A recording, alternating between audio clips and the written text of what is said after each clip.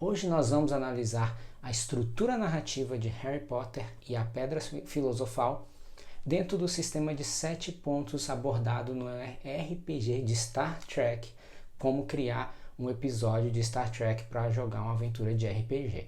Então que a gente está misturando sci-fi e fantasia nesse episódio de hoje. Seja muito bem-vindo a mais esse vídeo. Eu sou Rodrigo Teodoro, compositor e escritor. Então como que vai funcionar isso aqui? A gente vai pegar esse sistema de 7 pontos, que é simplesmente um sistema em 3 atos, dividido em 7 passos, abordado nesse livro de sistema de RPG, que é Star Trek RPG, A Narrator's Guide, que é o livro do mestre desse RPG de Star Trek, e tem um capítulo, o capítulo 4, que ensina como montar uma aventura de RPG baseado na estrutura de roteiro de Star Trek A Nova Geração. Então é muito interessante, eu acho que Harry Potter cabe muito bem dentro dessa fórmula.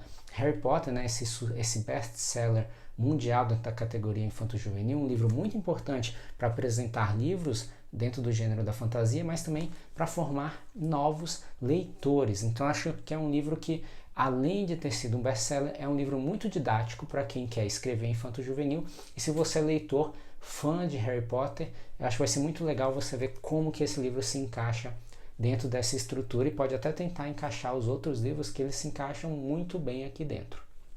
Então, como funciona essa estrutura em 7 passos? Nós temos 3 atos, então nós temos o primeiro ponto, hook, o segundo, ponto de virada número 1, depois nós temos pint 1, ponto médio, pint 2, ponto de virada número 2 e resolução. Esses são os 7 passos dentro dessa estrutura de roteiro do episódio de Star Trek. Agora, como que isso vai encaixar dentro de Harry Potter e a Pedra Filosofal? Primeiro eu só quero mencionar que Harry Potter,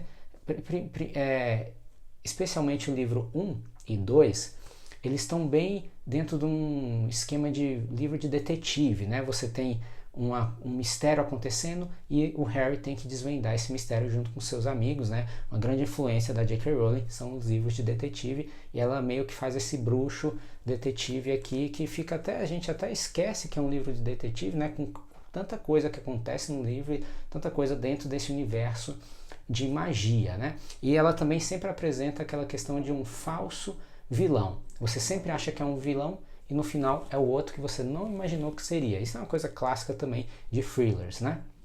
Dentro desse gênero, coisa que até mesmo o Dan Brown vai fazer. Então a gente tem aqui no primeiro livro, por exemplo, o Snape é o vilão. No final a gente descobre que é o professor Quirrell, que está com o Voldemort incorporado. Depois, no Harry Potter e a Câmara Secreta, também a gente acha que é o Draco. No final não é o Draco, é realmente o Voldemort ali dentro do diário, e a Gina tá meio que ajudando ele ali, hipnotizada. Então ela segue essa estrutura padrão, mas ela também segue essa estrutura aqui de 3 atos, a gente pode chamar de jornada do herói, a gente pode dividir também em 5 passos. Aqui eu tô pegando a estrutura em 7 passos, que ela é bem didática e ajuda muito a gente a entender vários livros que se encaixam nessa forma, tá? Então vamos começar aqui com o hook. O hook o que ele é, né? Primeiro, ele é a apresentação do protagonista. Ele apresenta a história e o universo, e ele nos introduz a esse mundo comum do nosso herói, no caso aqui, o Harry Potter. Então no caso do Harry, o hook é o quê? O Harry tem uma história triste e sofrida, né?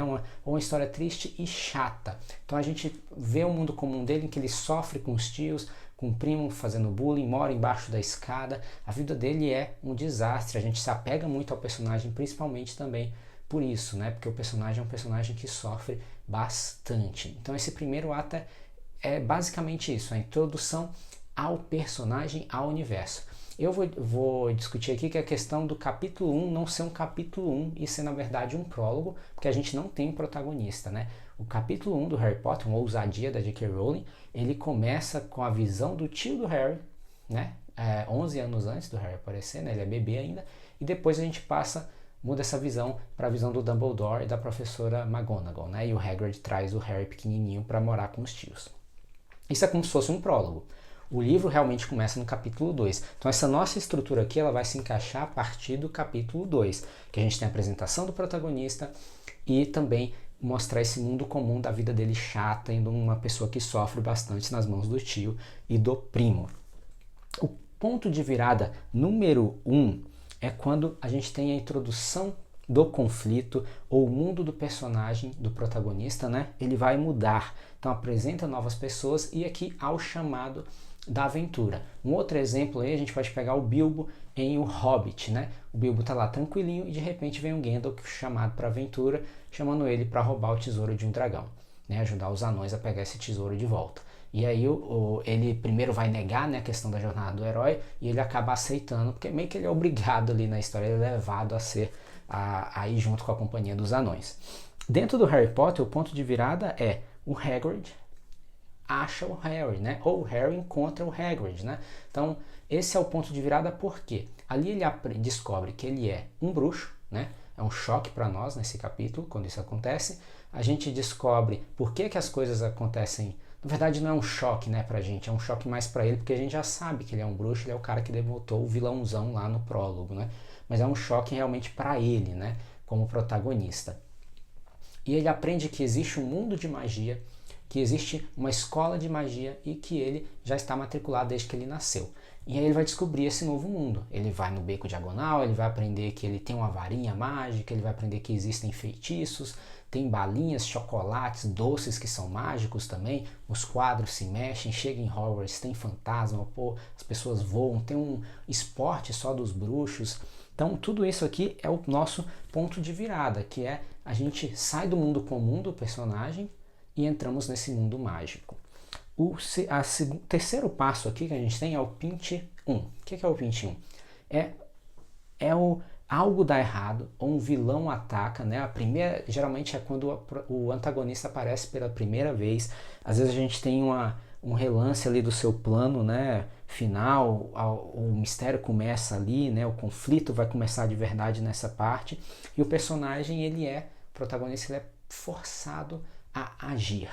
No caso do Harry, é o ataque do Troll. O Rony e o Harry, eles acabam falando as coisas que para Hermione, chamando ela de chata, né, inconveniente e tal, ela acaba ouvindo, ela fica triste e vai se esconder no banheiro do terceiro andar, que na verdade é proibido para os estudantes. E aí, de repente, no Halloween, descobrem que tem um Troll.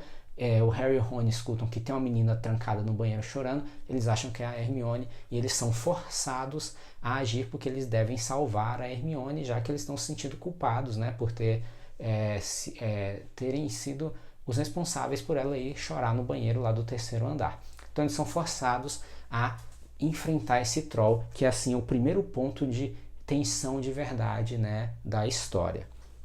Depois a gente passa para o ponto médio. O ponto médio realmente é o meio da história. Aí o que acontece a gente tem a mudança da reação do protagonista para a ação. Até esse momento ele está descobrindo esse universo, por mais que o Harry seja um personagem muito ativo, e eu até defendo que o Harry do livro é melhor que o Harry do filme, principalmente porque ele é um personagem que age, que vai atrás das coisas, ele faz o que deve ser feito, ele move a história para frente, ele é um personagem muito curioso, até brinco, o Harry é um personagem fuxiqueiro, Harry Potter é um bruxo fuxiqueiro, porque ele vai atrás das coisas sem necessidade, ele não tinha necessidade nenhuma em se envolver no mistério da Pedra Filosofal, mas ele é um personagem que é ativo e que quer saber das coisas, né?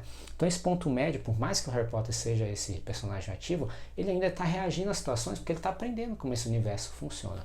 A partir do ponto médio, a gente tem um personagem muito mais ativo do que antes, porque agora ele parte para a ação. Então ele vai tentar descobrir o que é essa pedra filosofal, ele vai tentar entender este mistério, ele começa a ficar atrás do Snape, o Snape que é o vilão, o Snape que estava com o Troll, o Snape é no jogo de quadribol que o Harry quase cai porque tem alguém fazendo um feitiço para ele acha que é o Snape também, no final a gente vai descobrir tudo que é o professor Quirrell. Então aqui tem um personagem que é ativo e do ponto médio para frente ele é muito mais ativo, porque ele fica realmente muito mais atrás desse mistério da Pedra Filosofal. Depois a gente tem o Pint 2, que é o quê? A gente tem uma situação com mais pressão. No caso do livro, o que acontece? O Harry, ele conta para a professora McGonagall que o Snape está atrás da Pedra Filosofal e que eles têm que fazer alguma coisa. Só que ninguém acredita no Harry e nos seus amigos, né? O Rony e a Hermione. O Hagrid não acredita neles. Eles vão tentar falar com o Dumbledore, e o Dumbledore recebeu uma carta de alguém para sair de Hogwarts. Então o Harry vê que não tem... o Snape vai roubar a pedra naquela noite. Então eles não têm saída. E o Harry, né, clássico aí de livro de infanto-juvenil. Uma criança de 11 anos vai derrotar o mal maligno que assola, né, o mundo dos bruxos. Mas aqui realmente faz sentido o Harry, porque ninguém acredita nele. Ele descobriu tudo sozinho, porque ele é muito futriqueiro, e ele vai ter que fazer alguma coisa. Ele vai ter que se mexer. E ele é um personagem ativo, ele toma essa função para ele. Então o Harry aprende, né, no ponto médio, ele aprendeu sobre a Pedra Filosofal e jurou protegê-la. E no Pinch 2 ele vai entrar em ação realmente. E aí eles vão lá passar pelo Cachorro de Três Cabeças, eles entram lá na dungeon, né, do Hogwarts, vão passar por várias armadilhas. E aí o Pinch 2 é o momento em que o herói está sem esperanças. Que a gente, para nós leitores, para nós espectadores, para nós o mal vai vencer. O herói tem que descobrir alguma maneira de vencer esse mal. Ou o plano dele falhou, ou o mentor morreu, né, que é bem clássico, né, se você pegar Star Wars, o Obi-Wan Kenobi, ele morre bem nesse ponto aqui do final da Nova Esperança, né? Até mesmo no Senhor dos Anéis, Sociedade do Anel, né, o Gandalf morre exatamente nesse ponto dos 7 atos aqui, que é o Pinch 2, aqui onde a gente está sem esperança. O mentor do Frodo morreu, o que a gente vai fazer agora, né? Então esse é um momento muito importante, é um momento de tensão máxima ali do livro, das histórias que se encaixam nessa estrutura, e o Harry ele tá tão sem esperança que nessas armadilhas o Rony acaba sendo abatido, né? Ele não é morto, mas ele acaba desmaiando ali, porque ele enfrenta no xadrez. Então o Harry fala para Hermione ir chamar ajuda, porque realmente é uma situação desesperadora. Então o Harry entra para enfrentar o Voldemort ali no final do livro, e ele não sabe o que ele vai fazer. E aí a gente tem um ponto de virada número 2, que é o que?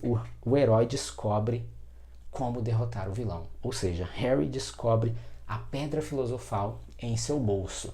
E aí ele entende como que ele deve derrotar esse vilão. Ele está com a pedra ali, né? É um truque do Dumbledore, né? Que só realmente quem gostaria de achar a pedra sem querer fazer uso dela, que poderia encontrá-la. Então Harry entra nessa descrição e ele acha a pedra ali. Então é fantástico nesse ponto de virada que a gente perceber como ele acontece em várias histórias, né? O Star Wars de novo, né? Que ele segue bem essa forma, o Luke descobre como que ele tem que destruir a Estrela da Morte. Pronto, nós temos nossa esperança novamente de como o protagonista, a protagonista, né? O herói, a heroína vai conseguir derrotar o seu antagonista. E aqui no caso, a nossa resolução vai ser o quê? O Harry derrota Voldemort, ele derrota o seu vilão. Ele descobre primeiro quem é o vilão de verdade, que isso é muito legal para quem lê a primeira vez, não tinha visto o filme, né? No livro, essa tensão, esse clima de mistério é muito maior. Quando você descobre que não é o Snape e é o professor Quirrell, nossa, é uma explosão de cabeças, e aí mais uma explosão que o Voldemort está na cabeça do cara, dentro do corpo dele ali incorporado, porque ele é uma pessoa fraca, e o Voldemort acaba entrando em seu corpo, né? E tomando conta dele ali. Então o Harry derrota esse vilão. Claro, ali tem a questão do amor e tal, né, que algumas pessoas reclamam, mas eu acho que é uma história muito bem costurada, funciona muito bem, os capítulos são muito bem divididos como episódicos, contando uma história maior. Eu acho que se encaixa até muito bem dentro da questão de Star Trek. Star Trek, a nova geração, é uma série episódica, só que tem um arco maior por temporada, né? Então você tem episódios que vão conectando essa grande história, mas eles não são diretamente ligados um ao outro.